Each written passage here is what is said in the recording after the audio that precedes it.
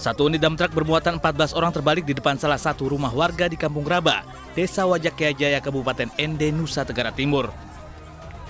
Sejumlah warga yang mengetahui kejadian langsung mengevakuasi korban ke rumah sakit terdekat. Akibat kecelakaan, 2 orang tewas sementara 12 lainnya mengalami luka-luka termasuk 1 balita dan 1 bayi. Ada kejadian bunyitan, langsung kami datang ke sini, semuanya keluarganya mereka sudah terampas semua. Terbuang, ada yang sana, ada yang sini. Tapi belum meninggal di tempat, masih meninggalnya perjalanan. Jadi 2 korban yang meninggal itu meninggal dalam perjalanan. Tadi Bapak menyaksikan seperti apa para korban ketika tiba di sini, Bapak? Sepertinya seperti tumbangnya di depan sini, ada yang bilang ke sini, ada di sini, ada terbuang situ. Belasan warga yang terluka dirawat di rumah sakit sementara polisi masih menyelidiki penyebab terjadinya kecelakaan.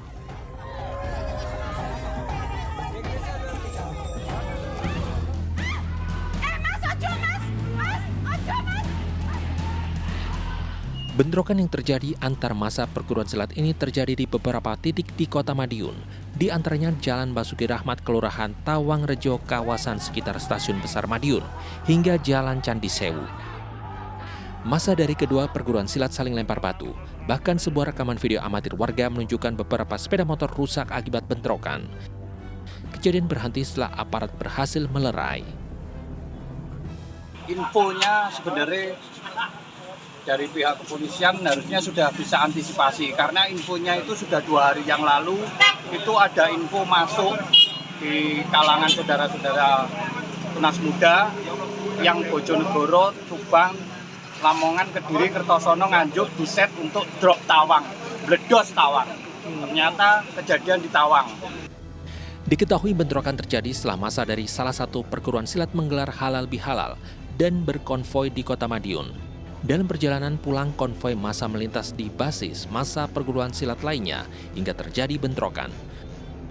Perjalanan pulang ini sudah kita shift.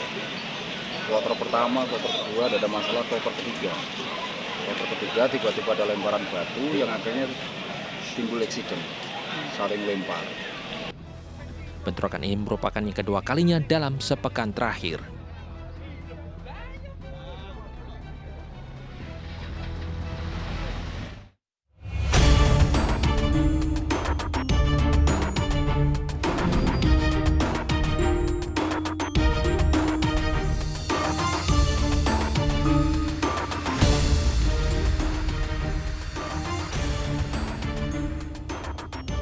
Kisah durhaka anak bunuh ibu terjadi di Kendal, Jawa Tengah. Pelaku tega mengakhiri hidup ibunya gara-gara kesal kerap ditanya korban soal sisa uang penjualan tanah warisan. Pemirsa, selain kasus anak bunuh ibu di Kendal, selama 1 jam ke depan Realita akan menghadirkan berita-berita kriminal pilihan. Bersama saya, Arlisa Hadi.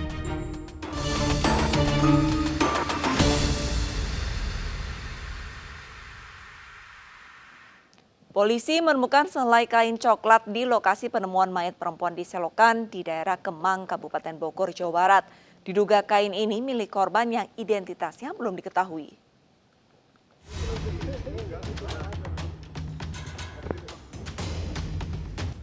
Satreskrim Polres Bogor bersama anggota Polsek Kemang olah TKP penemuan jasad perempuan di selokan yang ditemukan warga saat hendak mancing. Di lokasi, polisi menemukan 1 helai kain coklat yang diduga milik korban yang identitasnya belum diketahui. Jasad perempuan diduga merupakan korban tindakan kriminal. Polisi juga meminta keterangan sejumlah saksi yang ada di sekitar lokasi.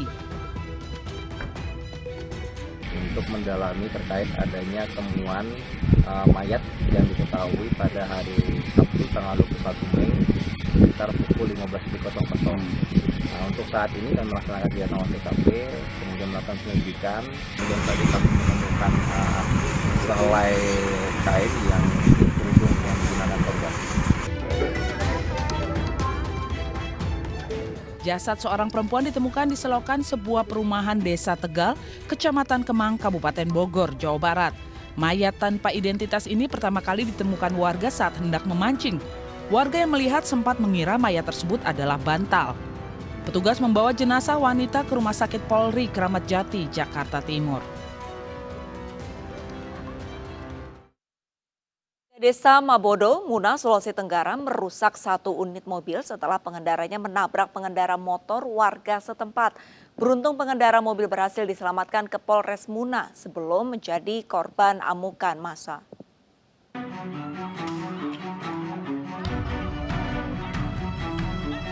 Warga desa Marbodo, Kecamatan Kontunaga, Muna, Sulawesi Tenggara emosi dan merusak satu unit mobil setelah menabrak pengendara motor. Badan mobil pun rusak parah setelah digulingkan hingga ke pekarangan rumah warga. Sementara korban pengendara motor mengalami patah tulang dan dibawa ke RSUD Kabupaten Muna. Menurut Samsul, sang pengendara mobil, kecelakaan terjadi saat dirinya melintas di desa Mabodo. Sepeda motor korban memotong jalan di hadapannya. Samsul mengaku tak bisa menghindar hingga akhirnya menabrak korban. 10 meter mendekati kendaraan, dia tiba-tiba motong begini. Jadi saya tidak ada kesempatan lagi untuk menghindar, jadi saya hanya bisa injak rem. Saya langsung injak rem. Kagetnya saya, tiba-tiba bunyi, pak. Aduh, astagfirullahaladzim. Kenapa bisa begini? Jadi ketika kejadian itu terjadi, saya langsung turun. Saya buka pintu dan saya lihat korban sudah ada di sebelah kanan mobil. Kedua kendaraan yang terlibat tabrakan kemudian dievakuasi ke unit Laka Lantas Polres Muna sebagai barang bukti pemeriksaan kasus.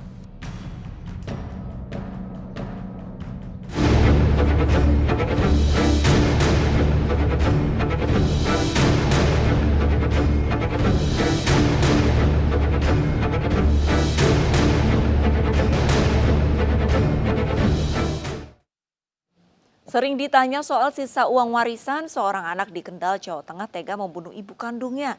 Selain menganiaya, pelaku juga mencopot selang oksigen saat korban mendapatkan pertolongan di puskesmas hingga akhirnya tewas.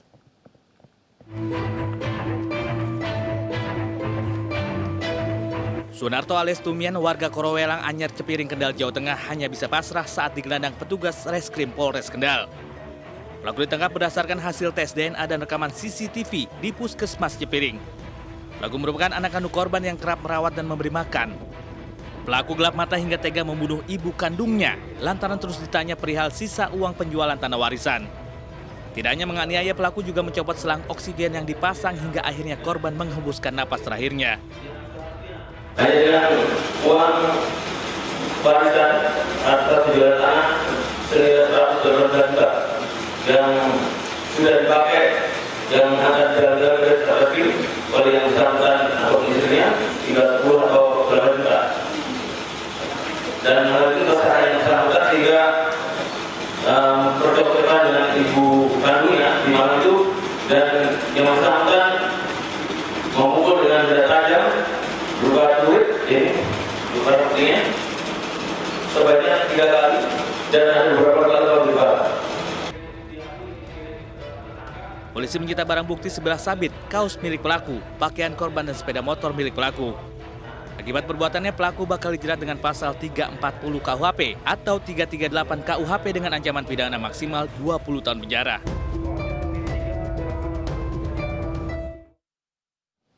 Bocah perempuan berusia 5 tahun di Kota Mobagu, Sulawesi Utara meninggal dunia dengan kondisi lebam di sejumlah bagian tubuh. Diduga korban meninggal akibat dianiaya orang tuanya.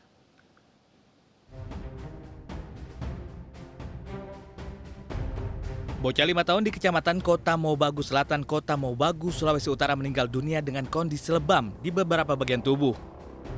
Selain luka lebam di tubuh korban juga ditemukan luka akibat benda tajam. Nenek korban yang curiga dengan kematian korban meminta korban untuk diotopsi. Proses supaya orang puas. Kalau nyak mau proses kita sendiri nyak puas kasih yang bau. Aduh, bagus beli 5 tahun nih adik. Baru 5 tahun kasih aku. So begitu DP beban mau. Oh, tahan kasih yang baik. Hari itu sudah baik sudah. Ayo, sejak lahir ada bagi kita 5 tahun memang. Pada pi berlibur dengan DP ayah di Gorontalo. Aku besok kita berencana mau pi jemput dari semua sekolah, kasih aku kejadian begitu. Sebelum meninggal, korban sempat berlibur ke tempat orang tuanya bekerja di Gorontalo. Selama ini korban diasuh neneknya di Kota Mobagu. Saat ini orang tua korban diperiksa di Mapolres Kota Mobagu.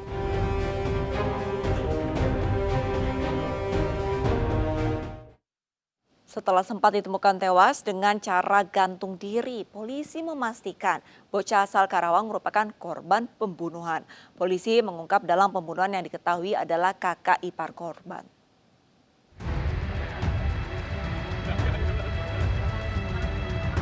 Warga desa Sirnabaya, Kecamatan Teluk Jambe Timur, Kabupaten Karawang, Jawa Barat digegerkan dengan penemuan mayat di bawah jembatan tol.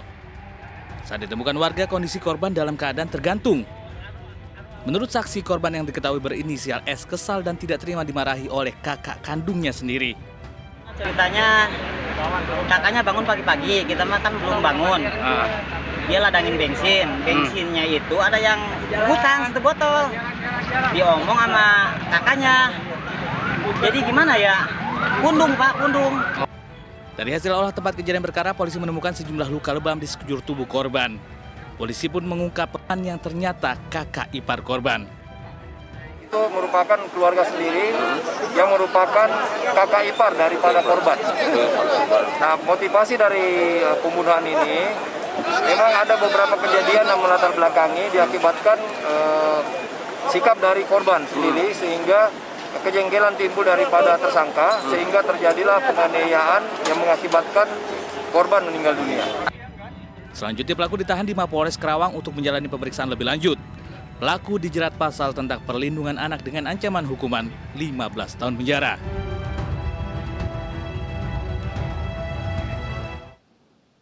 Calon dokter dari Universitas Brawijaya Malang, Jawa Timur dibunuh orang tua kekasihnya dan mayatnya dibuang di wilayah Pasuruan. Motifnya, pelaku cemburu dengan hubungan korban dan anak tirinya, serta berniat menguasai harta korban.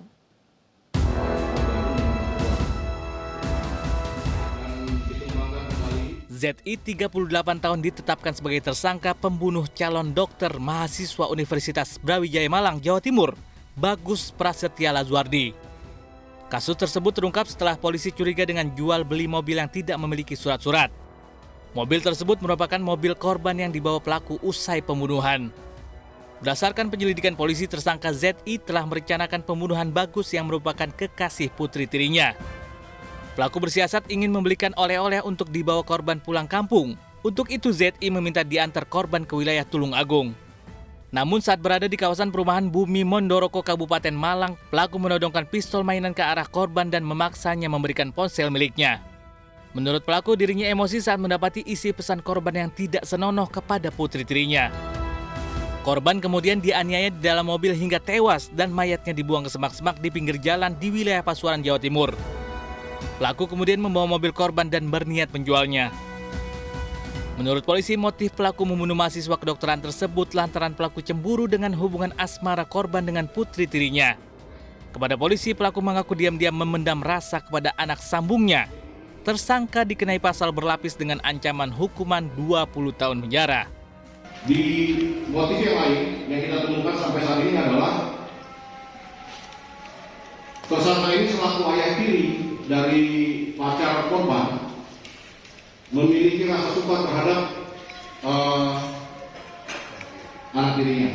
Pembunuhan tersebut di dalam mobil korban.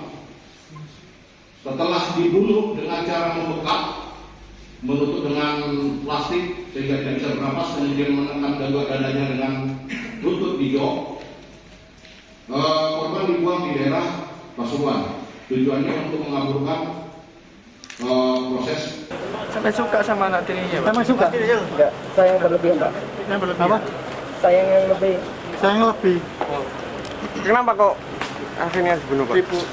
Iya. Kuasai hartanya, tak, Mas? Kepingin apa, Pak? Terus? Kenapa, Mas? Kenapa? Alasannya apa? Alasan apa? Ada chat pelecehan seksual. 12 April 2022, jasad Bagus Prasetya Lazuardi ditemukan dalam kondisi mengenaskan tertutup semak-semak di sebuah lahan kosong, Kecamatan Purwodadi, Pasuruan, Jawa Timur. Dari hasil pemeriksaan tim forensik Rumah Sakit Bayangkara Porong Sidoarjo, ditemukan luka di kepala dan paha korban. Polisi juga menyatakan korban tewas 5 hari sebelum ditemukan. Bagus terakhir kali pergi bersama kekasihnya TS sesama mahasiswa kedokteran di universitas yang sama pada 7 April. Sejak saat itu keluarga kehilangan kontak dengan korban hingga akhirnya calon dokter tersebut ditemukan tewas. Di Banjar, Kalimantan Selatan, seorang pria yang mendendam dan sakit hati dengan perkataan saudaranya melampiaskan amarahnya kepada keponakannya. Pelaku bertindak keji dengan membunuh dan memperkosa korban serta membuang jasadnya ke hutan.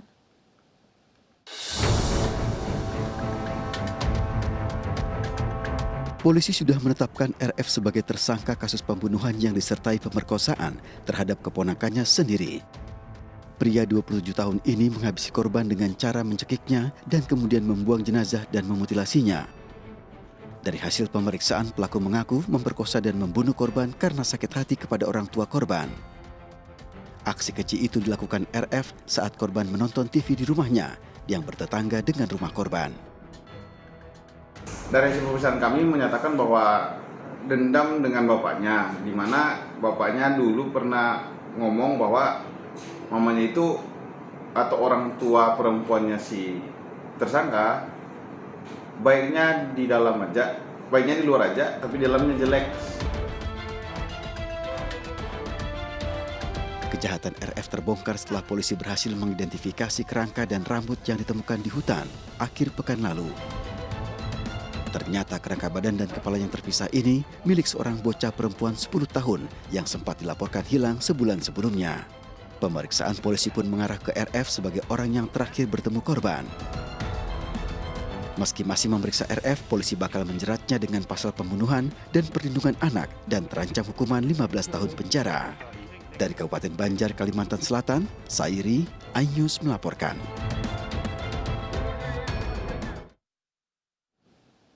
Pemirsa, jadikan keluarga sebagai orang terdekat dengan penuh rasa hangat, bukan justru menjadi sumber permusuhan yang berujung petaka.